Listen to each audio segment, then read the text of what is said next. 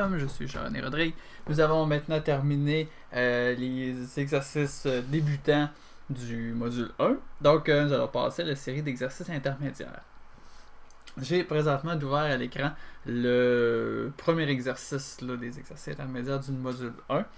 Donc, petit exercice pour se pratiquer à tracer à main élevée. Donc, il n'y a aucune mesure, aucune cote qui est imposée dans le dessin.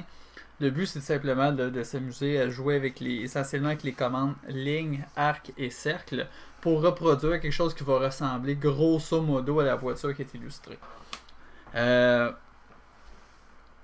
Donc, avant de commencer, la première chose que je vais faire, c'est vous présenter comment faire pour créer un dessin vierge dans AutoCAD.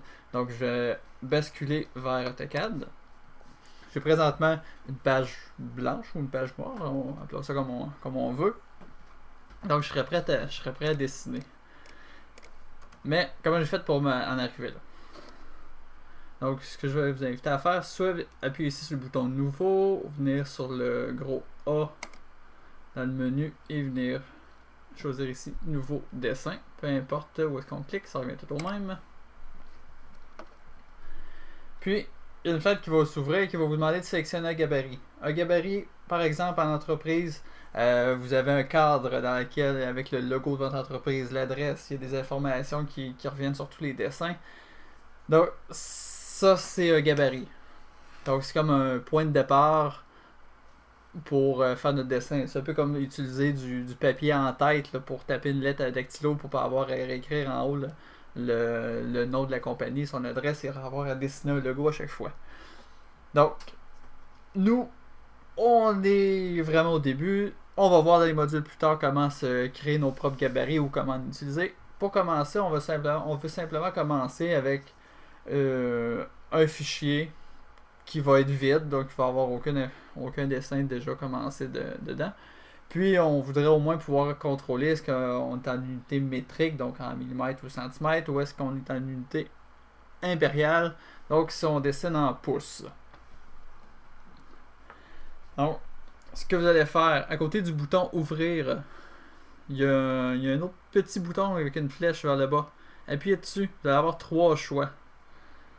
Ouvrir sans gabarit anglo-saxon, ouvrir sans gabarit système métrique. Donc on va se concentrer seulement sur les deux derniers. Donc si vous voulez dessiner faire un dessin qui est en pouces, si vous êtes en Amérique du Nord, allez-y sur système anglo-saxon. Et si vous voulez que votre unité de base soit le millimètre ou le centimètre, essentiellement là, c'est le millimètre, appuyez sur ouvrir sans gabarit en système métrique. Étant donné que l'auto qu'on veut dessiner, elle n'a pas d'unité, elle n'a pas de mesure, elle n'a pas rien, on s'en préoccupe pas. Je vais prendre au hasard, je vais prendre système métrique, mais ça n'aura aucune importance. Et je serai prêt à commencer. Donc, je vais aller me rafraîchir la mémoire, aller voir la voiture. Donc, rapidement, sans trop donner de commentaires, je vais vous la dessiner, que vous ayez une idée d'une manière de la faire. Je vous incite pas nécessairement à juste répéter la mienne. Même, je vous conseillerais peut-être même à ce moment-ci de mettre la vidéo sur pause, d'essayer de prendre le temps de la faire. Ça vous prendra 20 ou 25 ou 30 minutes, ça n'a aucune importance. L'important, c'est de jouer avec le logiciel, de se pratiquer et d'arriver à un résultat qui ressemble à la voiture qui est illustrée. Le but, c'est vraiment plus de se pratiquer que d'arriver exactement au résultat. Donc, si vous voulez, appuyez sur pause, faites votre voiture. Et après, si le cœur vous en dit, là, vous pourrez regarder la démonstration de la mienne. Donc, si vous n'avez pas appuyé sur pause, on est encore ensemble. Donc, rapidement, qu'est-ce qui constitue l'auto? C'est deux cercles pour les pneus. Donc, je vais prendre la commande cercle.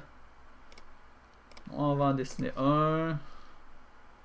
On va en dessiner un deuxième ici. On n'a pas encore vu les commandes copier, les commandes miroir, déplacer. Fait qu'on va vraiment y aller avec ce qu'on a appris jusqu'à date. Donc, dessiner des pneus. Il y a à l'intérieur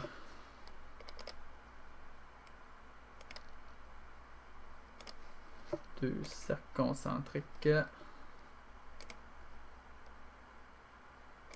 ceci. Le premier cercle, je l'ai tracé un petit peu plus gros, donc on se rappelle qu'on peut toujours changer la taille d'un item en cliquant dessus et en agrippant l'une des poignées, des petits carrés bleus là, qui apparaissent. Donc en prenant ça, je peux le rapetisser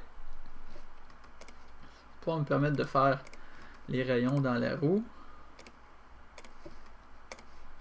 Donc je me préoccupe pas plus que ça des dimensions.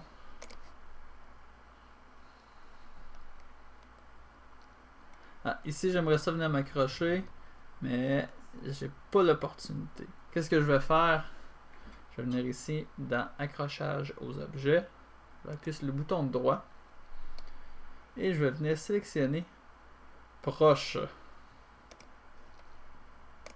Ici, ça va me permettre de m'accrocher environ à l'endroit que je désire. Le mode d'accrochage proche, je ne vous conseille pas de le laisser en permanence. Parfois, il va vous faire des erreurs. J'ai une roue de faite. Je vais aller désactiver le mode d'accrochage proche. Pas besoin. Je vais continuer avec un... On n'a rien vu. Je vais continuer avec un arc. Comment on pourrait le faire? On peut se le faire par départ, centre, fin. Je commence peut-être par avec son centre. Centre, départ, fin. Le centre est ici. Point de départ est là. La fin est ici. Bon, on va en faire un autre. Par son centre, son départ et sa fin. Je vais rajouter la forme générale de la voiture.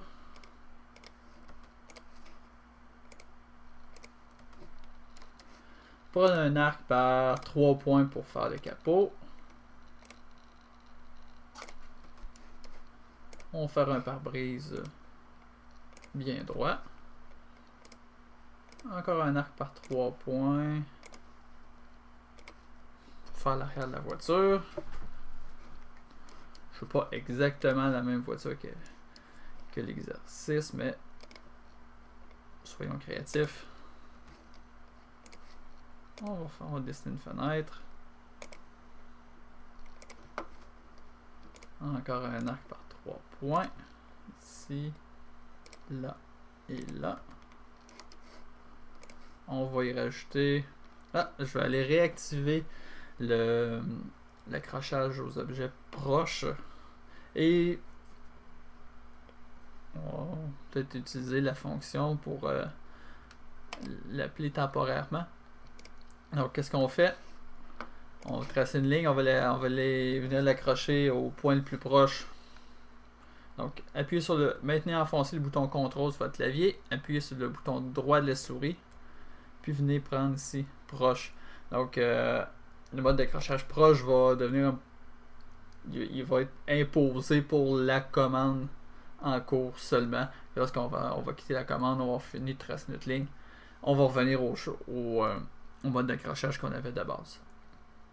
Je vais dessiner mon antenne qui part ici. Comme ceci. On va rajouter un petit cercle au bout.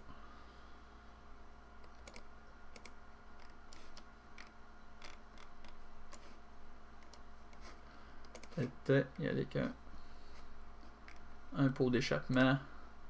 Super performance. Puis il me resterait seulement à dessiner le pneu en arrière identique au pneu en avant.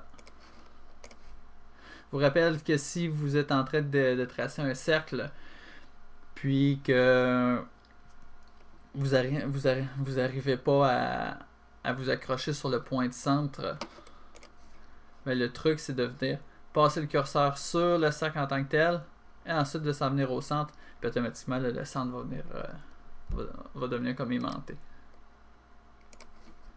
On y va comme ça. Les rayons de la roue. Un autre petit truc pour aller plus vite. Si vous voulez rappeler la dernière commande, donc j'étais toujours en train de venir cliquer sur l'icône de ligne, tracer une ligne, appuyer sur la touche échappe, retourner. C'est un peu long. Faire bouton droit, répéter ligne. Donc on va toujours avoir la dernière commande qu'on a utilisée. Répéter ligne. Donc je vais aller à ce moment-ci réactiver l'accrochage proche. Je fais bouton droit, répéter ligne. Répéter ligne. Et répéter ligne encore. Bon, ça ressemble plus d'une voiture jouet qu'une vraie voiture. C'est pas grave. L'important, c'est de s'être habitué. Donc, comme je l'ai dit dans les vidéos plus tôt, AutoCAD, ça s'apprend un peu comme les bicyclettes en pratiquant. Donc, je vous invite de pas seulement visionner les vidéos, c'est une partie du travail, mais la partie du travail qui est vraiment importante, c'est les répéter.